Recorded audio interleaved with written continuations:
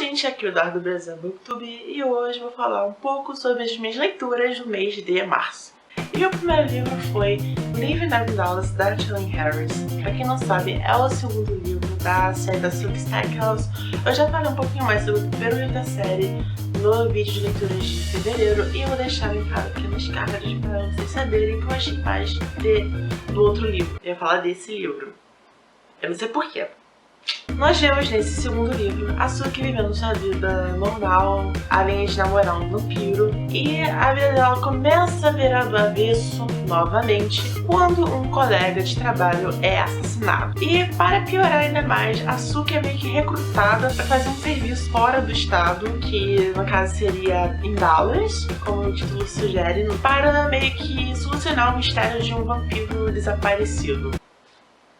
Eu tava com o marcador até agora. Eu nem percebi. Na minha opinião, esse livro foi melhor do que o primeiro e dá pra ver que a Chalene Harris construiu uma história mais rica do que a do primeiro livro. Nesse livro temos novos mistérios, novos personagens e novas coisas acontecendo. E uma característica que eu consegui notar nesse livro é a questão do preconceito.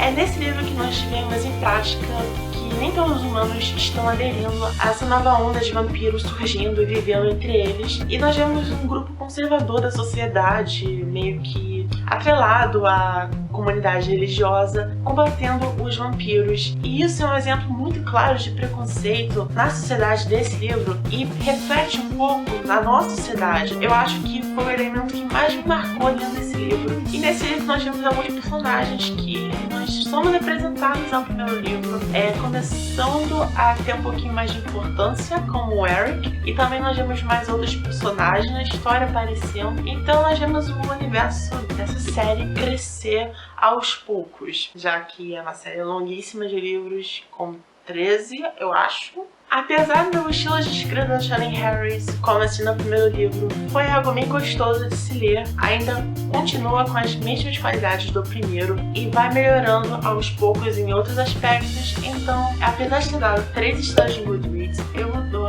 esse livro uma nota 7.8. E o segundo livro que eu li nesse mês foi Quando Saturno Voltar, da Laura Conrado. É um livro brasileiro e eu vou dizer que ele é bem chiquetezinho, bem gostosinho de se ler. A história vai contar sobre essa mulher de 28 anos chamada Débora e ela trabalha num time de futebol de Minas Gerais, que é mais ou menos um time um pouquinho furreca, mas esse time teve a oportunidade de jogar no Chile e ela, como assessora de imprensa do clube, ela vai junto com o time para o Chile e no hotel ela conhece meio que uma vidente, uma cigana, e essa cigana diz pra ela que a vida dela vai começar a mudar quando tiver o retorno de Saturno, que é um fenômeno astrológico, e depois disso meio que vemos a vida dela virar meio que aos poucos de ponta cabeça e tendo uns novos desejos amorosos na vida dela. Um detalhe que eu amei muito lendo esse livro foi a escrita da Laura Conrado, que é uma escrita bem leve, fluida. Acho que esse livro seja tão tragável, mesmo não tendo lendo esse livro em uma sentada.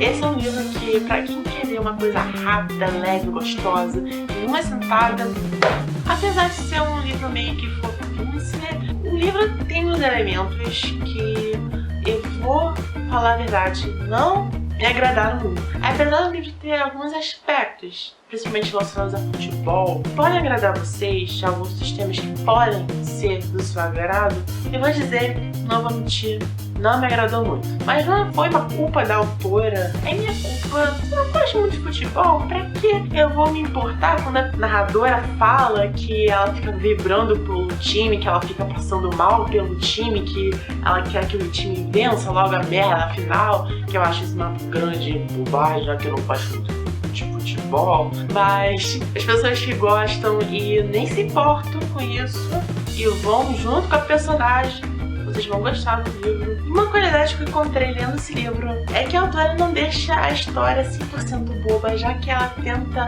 colocar algo dentro da história dela, que tem certa gravidade dos personagens e pode motivar certas coisas que acontecem na história.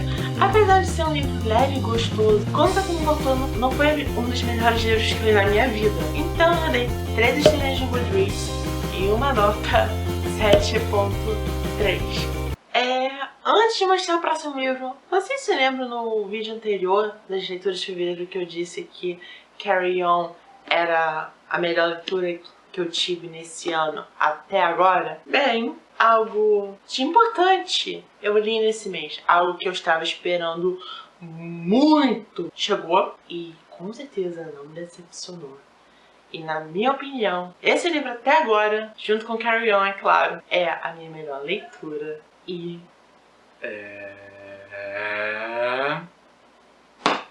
Lady Midnight, da Cassandra Clare, também conhecido como Dama da Meia-Noite, que foi lançado agora há pouco tempo aqui no Brasil. Aliás, eu comprei o livro no dia que lançou lá fora. Esse livro não me decepcionou nem um pouco. Nesse livro ainda vemos o mundo dos Caçadores de Sombra, e os personagens principais agora dessa história são a Emma Cortez junto com o clã dos Blackthorns, no Instituto de Los Angeles. E nessa região estão acontecendo alguns assassinatos e que a Emma se identifica com o assassinato dos pais dela quando ela tinha 12 anos em Cidade do Fogo Celestial.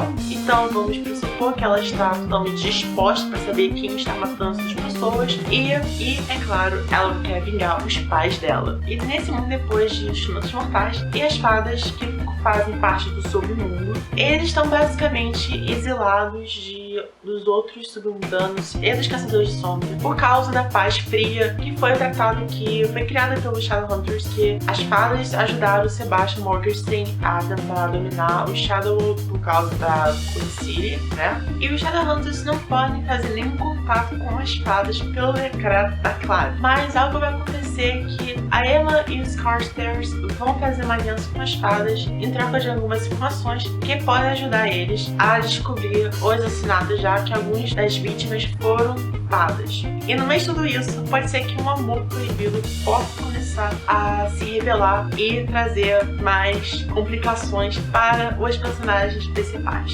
A escrita é incrível. É claro que se você não está acostumada à escrita da Cassandra, é uma escrita longa, é um pouquinho lenta. Tem algumas pessoas que falam comigo que era densa, tipo... Mas lendo em inglês os livros dela, foi que caiu a ficha que a Cassandra Clare ela é uma escritora fantástica. Me apaixonei muito mais pela escrita dela nesse livro do que todos que ela escreveu até agora. Eu percebi alguns elementos de Instrumentos Mortais e de Peças Infernais nesse livro, mas não me incomodaram. E, além disso, alguns personagens dessas duas séries estão nesse livro, mas eles não aparecem muito pra roubar a cena, deixar com que a história desse livro deixe de ser interessante. E eu vou dizer que no final, a Cassandra Clare, vou dizer, ela me destruiu. Aquela mulher me destrói tantas vezes lendo os livros dela, e dessa vez ela conseguiu me destruir, mesmo nem terminando a droga do livro. É um livro que tem tudo que abarca nos outros livros da Cassandra Clare, elementos que tem dos outros livros da Cassandra Clare que ela aborda, como sexualidade, diversidade. Enfim, gente, eu tenho um monte de coisa pra falar desse livro, mas eu tô alongando tanto esse vídeo e dizer que esse livro ganhou 5 estrelas no Goodreads e uma nota 10. E eu tive a sorte de, depois de ler este livro maravilhoso, ler um livro muito bom também, que foi Simon vs. A Agenda Homo Sapiens, da Becky Albertalli. A Charlotte vai contar sobre o Simon, que ele tem 16 anos e ele é gay. Ele sabe que ele é gay, mas só que ele não faz disso uma grande coisa, sendo que ele não contou ainda para as pessoas ao redor dele que ele é gay. E paralelamente a isso, ele começa a trocar mensagens, e-mails com um outro garoto gay que ele não sabe o nome, pois ele só se identifica com o codinome Blue. E só que o que ele sabe é que é um garoto da escola dele e ele não sabe quem é. E ele está louco pra conhecer esse garoto. Mas sempre tem que ter uma merda acontecendo. E o que acontece? Alguém vê um e-mail do Simon pro Blue, dá um print e meio que essa pessoa começa a chantagear o Simon pro Simon ajudar ele a fazer algumas coisas. E é aí que a história do livro começa. É claro que esse livro foi o livro mais hypado do BookTube nesse momento,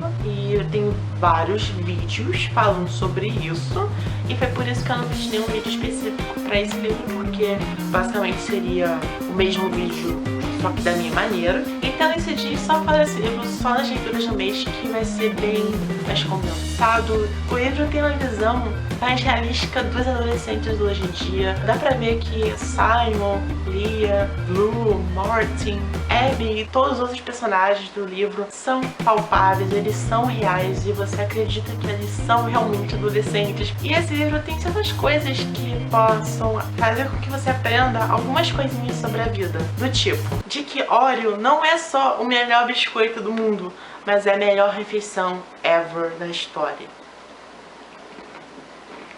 E de que o amor também é uma coisa séria. De que as expectativas podem levar a decepções. É normal ser inseguro, é normal ser diferente das outras pessoas. E o livro de Simon versus a Homo Sapiens, ele traz isso à tona. Ele traz essas mensagens de que ser diferente é bom. Você sempre pode contar com as pessoas, que você tem um crush na pessoa e que não seja correspondido. Simon versus a Homo Sapiens às vezes transcende mais o status de livro YA, fofinho, engraçado, sobre adolescentes. Tem um monte de referências da cultura pop. E por ser um amorzinho de livro, Simon versus a Agenda Homo Sapiens ganhou 5 estrelas de Goodreads e uma nota 9.6.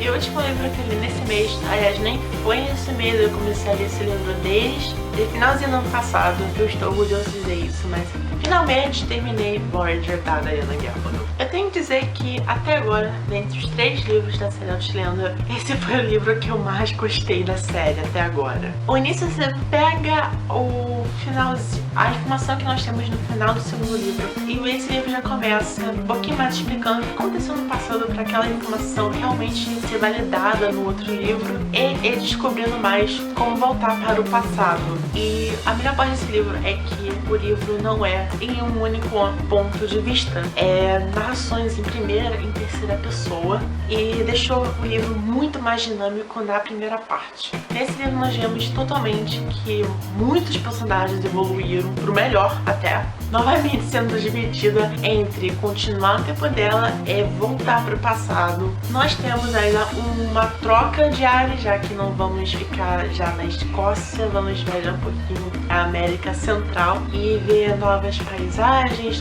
e temos um pequeno gostinho de como vai começar o quarto livro. Enfim, eu dei 4 estrelinhas para Voyager e uma nota 8.8 pro livro. Enfim, esses foram os livros que eu li no mês de março. Se você for novo no canal, se inscreva aqui no botãozinho aqui embaixo para receber mais novos vídeos como esse. Se você curtiu esse vídeo, dê uma curtida, me segue nas redes sociais que estão aqui embaixo na descrição, como sempre, e deixe um comentário de quais livros que vocês querem ler e, se vocês já leram alguns desses livros, o que vocês acharam desses livros. Então, gente, é só isso e até mais.